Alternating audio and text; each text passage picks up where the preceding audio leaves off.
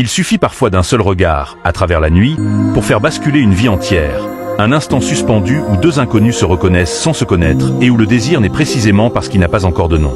La voisine du balcon d'en face raconte la naissance d'un désir silencieux entre deux inconnus, nourri par l'attente, les non-dits et l'attraction irrépressible qui s'installe quand personne ne regarde, sauf l'autre. Une histoire où chaque geste compte, où le silence devient langage et où la distance attise plus qu'elle ne protège. La première chose que remarqua Adrien Morel, ce ne fut pas elle mais la lumière. Chaque soir à la même heure, une lueur chaude s'allumait sur le balcon d'en face comme un signal discret auquel il finissait toujours par répondre sans savoir pourquoi. Adrien vivait là depuis 6 mois dans un appartement banal au 6e étage d'une grande ville africaine avec un balcon trop étroit pour autre chose qu'une chaise et une plante fatiguée. Ses soirées se ressemblaient jusqu'à ce que cette lumière devienne un rendez-vous et que ce soir-là elle apparaisse avec elle. Clara Delcourt sortit lentement sur son balcon comme si elle savait déjà qu'elle était observée. Aucun geste inutile, une présence calme presque assurée.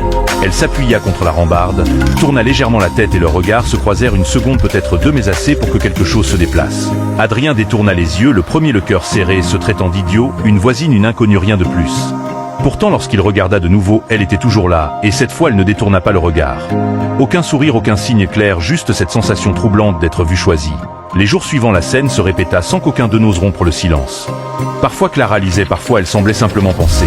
Adrien remarqua malgré lui la façon dont elle relevait ses cheveux, la lenteur maîtrisée de ses gestes, cette manière de s'installer comme si le monde pouvait attendre. Il ne savait rien d'elle et pourtant il attendait. Un soir il osa rester plus longtemps laissant la nuit l'engloutir. Clara leva alors son verre dans sa direction, un geste simple, ambigu, presque innocent. Il répondit sans réfléchir et leurs verres s'entrechoquèrent à distance, scellant sans un mot un accord tacite. Cette nuit-là, Adrien dormit mal, envahi par une certitude nouvelle, car ce qu'il croyait être un hasard venait de prendre la forme d'un commencement. Depuis cette nuit-là, Adrien Morel ne sortait plus sur son balcon par habitude, mais par nécessité, comme si quelque chose en lui avait pris rendez-vous avec l'autre côté de la rue. Il faisait semblant de regarder la ville, mais ses yeux cherchaient déjà la lumière d'en face. Certains soirs, elle tardait volontairement à s'allumer, et cette attente devenait presque douloureuse. Quand enfin la lueur apparaissait, il sentait sa poitrine se relâcher sans vraiment comprendre pourquoi. Clara Delcourt ne se montrait jamais de la même façon et cette variation constante nourrissait son trouble. Parfois elle sortait déjà installée, comme si elle l'attendait, parfois elle apparaissait lentement laissant planer le doute. Le regard désormais ne se fuyait plus vraiment, mais ne se saisissait pas tout à fait non plus, comme s'il retenait encore l'instant où tout deviendrait trop clair. Adrien remarquait chaque détail, la façon dont Clara posait son verre toujours au même endroit, la lenteur étudiée. De ses gestes, cette manière presque provocante de l'ignorer juste assez longtemps pour le déstabiliser. Certains soirs, elle restait debout, appuyée contre la rambarde, d'autres, elle s'asseyait jambes croisées, parfaitement consciente de l'effet produit. Adrien se surprenait à imaginer ce qu'elle pensait de lui, ce qu'elle voyait quand elle le regardait ainsi silencieuse, immobile, tendue. Un soir, une musique douce s'éleva depuis le balcon de Clara, portée par l'air chaud de la nuit, et Adrien resta figé. À l'écouter, incapable de savoir si ce choix lui était destiné, mais certain qu'il n'était pas anodin. De son côté, Clara observait discrètement son immobilité, cette tenue presque fébrile qui trahissait un désir contenu. Les nuits passaient et le jeu devenait plus précis, fait de regards plus longs, de silence plus lourd, de gestes volontairement lents. Un soir, Clara s'approcha davantage de la rambarde, réduisant imperceptiblement la distance, et Adrien sentit son souffle se modifier, son cœur accéléré, comprenant que ce qui se jouait n'était plus innocent, car désormais il n'attendait plus seulement qu'elle apparaisse, mais qu'elle confirme ce qu'il ressentait déjà. Cette nuit-là encore, le sommeil lui échappa, et il comprit que le désir ne venait plus du regard, mais de l'attente elle-même. La nuit suivante, quelque chose changea subtilement sans qu'Adrien Morel puisse dire quoi exactement, mais il le sentit dès qu'il posa le pied sur son balcon, comme si l'air lui-même avait pris une autre densité. La lumière d'en face était déjà allumée et Clara Delcourt se tenait debout plus près que d'habitude de la rambarde. Il n'y avait plus cette hésitation feutrée des soirs précédents, mais une présence affirmée, presque volontaire. Leurs regards se trouvèrent immédiatement, et cette fois aucun des deux ne détourna les yeux. Le silence s'étira longuement, chargé d'une tension nouvelle, plus directe, plus consciente. Adrien sentit son corps réagir malgré lui, conscient soudain de sa posture, de sa respiration, de chacun de ses gestes. Clara sembla lire cette agitation contenue, car un léger sourire presque imperceptible effleura ses lèvres avant de disparaître aussitôt. Elle posa lentement son verre, puis s'appuya contre la rambarde, comme si elle s'installait dans cet instant précis.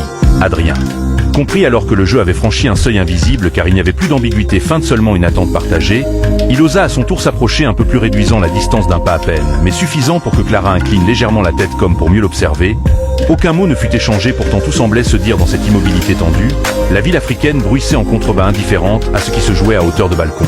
Clara leva lentement la main, non pas pour saluer, mais pour attirer son attention sur quelque chose qu'elle tenait entre ses doigts, un téléphone dont l'écran s'alluma brièvement avant de s'éteindre. Adrien comprit sans comprendre tout à fait qu'une possibilité venait de s'ouvrir, qu'un choix venait d'être posé sans être formulé. Il hocha légèrement la tête, incapable de détourner le regard, et Clara se recula alors d'un pas, comme pour lui laisser le temps d'assimiler ce qui venait de se passer. Cette nuit-là, Adrien resta longtemps éveillé, le cœur battant, conscient que le silence qui les liait jusqu'ici venait de se fissurer et que le prochain geste ne pourrait plus être innocent. Les jours suivants, Adrien Morel vécut dans un état d'alerte douce, comme si quelque chose pouvait arriver à tout moment sans jamais se produire vraiment. Son téléphone devenait soudainement plus lourd dans sa poche, chaque vibration lui semblait chargée de sens et pourtant rien ne venait. Le balcon d'en face restait le seul lieu où l'essentiel se jouait encore, et lorsque la nuit tomba, Clara Delcourt était déjà là, assise plus près que jamais de la rambarde. La lumière dessinait son visage avec une précision troublante et Adrien comprit qu'elle avait choisi cet angle, cette proximité, cette exposition. Leurs regards se croisèrent aussitôt, sans détour, sans prudence, et cette franchise nouvelle le déstabilisa davantage que les silences précédents. Clara ne lisait pas, ne buvait pas, elle attendait simplement, et cette attente assumée faisait battre le cœur d'Adrien plus vite qu'il ne l'aurait voulu. Il s'approcha à son tour, posa les deux mains sur la rambarde comme pour s'ancrer dans l'instant. Pendant de longues secondes, aucun d'eux ne bougea. Puis Clara rompit enfin l'immobilité en levant lentement son téléphone, laissant l'écran éclairer brièvement ses traits avant de le tourner vers lui. Il distingua un message simple, une seule ligne, une adresse, un horaire, rien de plus. Adrien sentit une chaleur sourde lui parcourir la poitrine, car ce geste venait de transformer le jeu en invitation claire, sans pourtant prononcer un seul mot. Clara soutint son regard le temps nécessaire pour s'assurer qu'il avait compris, puis elle se leva et rentra à l'intérieur, sans se retourner, le laissant seul face à la ville et à la décision qui venait de lui être confiée. Cette nuit-là, Adrien dormit encore moins que les précédentes, partagé entre l'excitation et une légère appréhension, car ce désir né à distance allait enfin devoir affronter la réalité des corps et des voix. Il savait déjà qu'après ce pas en avant, rien ne pourrait vraiment revenir en arrière. Le lendemain, Adrien Morel passa la journée dans une étrange suspension, incapable de se concentrer sur autre chose que leur inscrit dans son esprit comme un compte à rebours silencieux. Chaque détail prenait une intensité nouvelle, les bruits de la ville, la chaleur sur sa peau, le poids de ses vêtements. Lorsqu'il quitta son appartement à la tombée de la nuit, il eut l'impression de franchir un seuil invisible, et l'adresse indiquée le conduisit à un lieu discret baigné d'une lumière tamisée. L'air semblait déjà chargé d'attente. Clara Delcourt était là, appuyée contre un mur, comme si elle avait toujours fait partie de cet endroit, et quand leurs regards se rencontrèrent de nouveau, la distance qui les avait protégés jusque-là n'existait plus. Ils restèrent un instant immobiles face à face, surpris par la simplicité de cette rencontre réelle, après tant de nuits à se deviner. Aucun mot inutile ne fut échangé, seulement quelques phrases calmes, presque banales, qui contrastaient avec la tension palpable entre eux. Adrien remarqua la façon dont Clara parlait lentement, comme si elle prenait le temps de mesurer l'effet de chaque syllabe, tandis que ses gestes restaient contenus, précis. Ils s'assirent l'un en face de l'autre et le silence s'installa naturellement, plus dense encore que sur les balcons, car désormais il n'y avait plus d'espace pour se cacher. Un frôlement involontaire de mains suffit à faire circuler une chaleur vive qu'aucun d'eux ne retira immédiatement. Leurs regards s'attardèrent plus longtemps, leurs respirations se synchronisèrent sans qu'ils s'en rendent compte. Clara se pencha légèrement, réduisant la distance à quelques centimètres, et Adrien sentit son cœur battre jusque dans ses tempes, conscient que ce désir longtemps retenu cherchait maintenant une autre forme. Pourtant rien ne se précipita, ils restèrent là à savourer cette proximité nouvelle, à mesurer le poids de chaque geste, car tous deux savaient que cette lenteur faisait partie du jeu, et que ce premier face-à-face n'était pas une fin, mais le début d'un autre rythme plus intime, plus dangereux aussi. Lorsqu'ils se séparèrent enfin tard dans la nuit, Adrien repartit avec la certitude troublante que l'attente n'avait fait que changer de visage, et que désormais le désir ne se nourrirait plus seulement de regards, mais de présence réelle. Les jours qui suivirent leur rencontre, Adrien Morel et Clara Delcourt ne cherchèrent pas à forcer ce qui venait de naître, car tous deux comprenaient instinctivement que cette intimité nouvelle avait besoin de lenteur pour s'installer. Ils échangèrent quelques messages sobres, presque anodins, mais chargés d'une attention particulière, comme si chaque mot devait préserver l'attention plutôt que la dissiper. Lorsqu'ils se retrouvèrent de nouveau, ce fut dans un lieu simple, sans mise en scène inutile.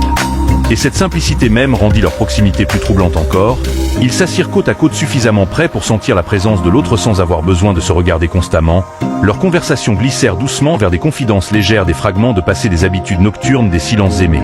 Adrien remarqua combien la voix de Clara changeait lorsqu'elle parlait d'elle-même, plus basse, plus lente, et Clara observa à son tour cette façon qu'il avait de se tourner légèrement vers elle, comme pour s'assurer qu'elle était toujours là. Leur geste devint progressivement plus naturel, un bras posé derrière une chaise, une main qui restait un peu trop longtemps près de l'autre sans la toucher. Le temps semblait se dilater autour d'eux, et lorsqu'ils se levèrent pour marcher un moment, la proximité de leurs pas créa une intimité presque domestique, comme s'ils avaient déjà partagé bien plus que des regards. À un moment, Clara s'arrêta simplement pour le regarder sans détour, et Adrien soutint ce regard, sentant une chaleur calme l'envahir, loin de l'impatience du désir brut. Il comprit alors que ce lien se construisait dans ces instants précis où rien n'était exigé, où tout était proposé. Ils se quittèrent tard, sans promesse formulée, mais avec la certitude partagée que ce qui les liait désormais dépassait le jeu initial, et que l'intimité qu'ils construisaient prenait racine dans une confiance silencieuse prête à s'approfondir encore. Ce soir-là, lorsqu'ils se retrouvèrent, il n'y eut pas cette tension fébrile des premières rencontres, ni cette tenue prudente des débuts, mais quelque chose de plus calme, plus profond, comme si le temps avait déjà fait son œuvre entre eux. Ils s'installèrent face à face sans détour, et Adrien Morel comprit presque aussitôt que Clara Delcourt n'était pas venue pour prolonger le jeu mais pour le transformer. Elle parla la première d'une voix posée, sans chercher à masquer ce qu'elle ressentait. Elle lui dit combien ces nuits de silence avaient compté, combien l'attente l'avait touché plus qu'elle ne l'aurait cru, et comment cette lente construction l'avait amené à désirer non pas seulement sa présence, mais ce qu'il était. Adrien l'écouta sans l'interrompre, sentant ses propres résistances, céder une à une, car entendre ces mots mettait enfin de l'ordre dans ce qu'il portait depuis le début. Lorsqu'il répondit, ce fut avec une sincérité qui ne s'était pas autorisée depuis longtemps. Il parla de cette lumière devenue repère de cette attente quotidienne, qu'il avait surpris par sa constance, de cette impression troublante d'avoir été vu avant même d'être connu. Leurs paroles s'entrelacèrent sans urgence, révélant des peurs anciennes, des hésitations, des désirs simples aussi. Il n'y eut ni promesse excessive, ni déclaration spectaculaire, seulement cette reconnaissance mutuelle que ce lien méritait d'exister pleinement au-delà des balcons et des silences. Clara posa alors doucement sa main sur la sienne, non comme un geste de séduction, mais comme une évidence tranquille, et Adrien sentit que ce contact scellait plus qu'une attirance, il confirmait un choix. Ils restèrent ainsi un long moment à parler, encore à rire, parfois à se découvrir autrement, et quand ils se quittèrent cette nuit-là, ce ne fut plus dans l'incertitude, mais avec la certitude douce qu'ils venaient d'entrer dans une relation consciente, assumée, prête à se construire sur autre chose que le désir seul, mais sans jamais l'effacer.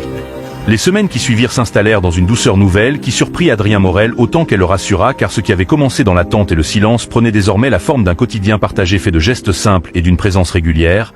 Ils apprenaient à se retrouver sans mise en scène, parfois chez l'un, parfois chez l'autre, découvrant peu à peu les habitudes, les rythmes et les silences de chacun. Cette stabilité apportait une chaleur tranquille, mais révélait aussi les premières frictions, car aimer dans la durée exige une attention différente. Clara Delcourt avait besoin de moments de retrait qu'Adrien interprétait parfois comme une distance, tandis que lui offrait une disponibilité constante qui la touchait autant qu'elle l'inquiétait. Ils durent apprendre à nommer ces différences, à en parler sans les transformer en reproches. Certaines conversations furent plus délicates que d'autres, car elles touchaient à des peurs anciennes, à des attentes non formulées. Pourtant chaque échange renforçait leur lien, car ils découvraient qu'ils pouvaient se dire les choses sans rompre cette harmonie fragile. L'intimité évoluait elle aussi, devenant moins électrique, mais plus profonde, nourrie par la confiance et la connaissance mutuelle. Adrien comprit que le désir pouvait se renouveler dans la répétition, et Clara réalisa que la stabilité n'éteignait pas l'intensité, mais lui donnait une autre forme plus ancrée, plus durable. Un soir, alors qu'ils se tenaient côte à côte, observant la ville comme autrefois depuis leurs balcons respectifs, Adrien sourit en réalisant que ce qui les avait d'abord séparés les unissait désormais autrement, et Clara posa sa tête contre son épaule, consciente que cette relation entrait dans une phase plus exigeante, mais aussi plus vraie, prête à être défendue, construite et approfondie jour après jour. Le temps avait fini par transformer ce qui n'était au départ qu'un jeu de regard en une évidence douce et profonde, et Adrien Morel comprit un soir en regardant Clara Delcourt s'endormir paisiblement contre lui que le désir qui les avait réunis n'était plus le centre mais l'origine. Ce point de départ fragile sans lequel rien n'aurait existé. Ils avaient traversé l'attente, le doute, l'excitation, puis l'apprentissage patient de l'autre, et désormais leur relation reposait sur quelque chose de plus solide, une confiance calme nourrie par les mots échangés et les silences partagés. Ils retrouvèrent parfois leurs anciens balcons non plus comme des lieux de tension, mais comme des souvenirs complices de ce commencement improbable. La ville africaine continuait de vibrer autour d'eux, indifférente, et pourtant témoin discret de cette histoire née dans la nuit. Adrien souriait en repensant à cette lumière qui avait tout déclenché, et Clara reconnaissait dans ce souvenir la preuve que certaines rencontres arrivent exactement au moment où l'on est prêt à les vivre. Il ne parlait plus de hasard, mais de choix, celui de rester, celui de construire, celui d'aimer sans se cacher. Et dans cette simplicité retrouvée, ils comprirent que la plus belle fin n'était pas une promesse spectaculaire, mais la décision silencieuse de marcher ensemble au quotidien, conscients de ce qu'ils avaient traversé pour en arriver là. Bulle de pensée, mais une question demeure. Et si Adrien n'avait jamais levé les yeux ce soir-là? Et si Clara avait éteint la lumière plus tôt? Combien d'histoires naissent chaque nuit sans jamais oser commencer? Et jusqu'où peut aller un désir quand il se transforme en amour assumé? Bulle, si tu as aimé le contenu de cette histoire, n'hésite pas à liker, partager et t'abonner pour ne pas rater la prochaine aventure qui arrive très bientôt. Une histoire intense et captivante intitulée Index revers pointant vers la droite blanc, ma belle-sœur, mon combat. Une nouvelle histoire, de nouveaux personnages et une tension encore différente. Étincelle, à très vite pour la suite.